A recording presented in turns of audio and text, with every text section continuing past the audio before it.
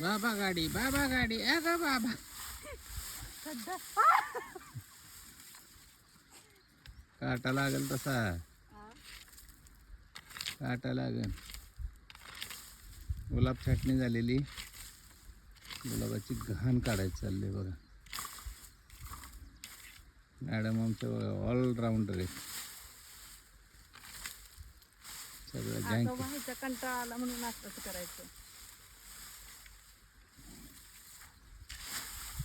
नाही काटे नाही येत त्याला. एखाद्या ह्याला आहे ना जीव घेते टोचला. 2-3 महिने जरा आराम पडला होता काट्यांचा. तर काय 1 महिना तर असंच गेला. माणसं परवा मी गुलाब कटिंग करायचा असा व्हिडिओ टाकल्यावर खूप जण म्हणजे 3-4 जणांचे मला मेसेज आले की मॅडम आत्ता नसतं कटिंग करायचं. सिच्युएशन आम्हाला माहिती. कधी करायचं काय करायचं हे 5वं वर्ष आहे आपलं. हो ते तर आहेच आहे. पण कसं असतं लांबून बघून गप्पा मारणं आणि इथं रानात काम करून ह्यांची सिच्युएशन आम्हाला माहीत असणं ह्यात जमीन आसमानचे फरक असतात. झाडाचं काय म्हणणं आहे? झाडांचं म्हणणं बघितलं पाहिजे, झाडांची सिच्युएशन बघितली पाहिजे. स्ट्रेसमध्ये बाग चालली होती, पाणी नव्हतं, मग छाटणं गरजेचंच होतं. आणि आता पाऊस पडेलच की, पाऊस पडणारच. हां. आणि आमचं डॉक्टर आहेतच की, गुलाबाचे डॉक्टर आमचं आहेतच की बाग आणायला परत.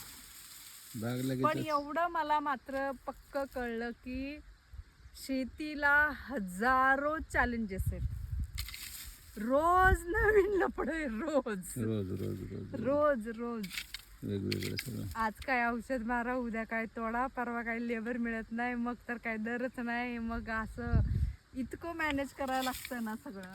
हॅरेसमेंट. लांबून मला पण शेतीला छान वाटत होती, पण आता 4 वर्ष झालं करताना कळतंय की डेंजर आहे शेती बाबा. रोज एक आव्हान नवीन, रोज रोज.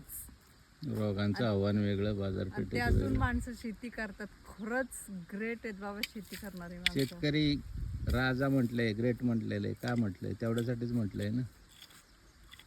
आणि काय अवघड सगळं करून आता हे काय होईल माहित नाही, तरी सुद्धा असे ट्राय करत राहायला लागतात. करावेच लागतं.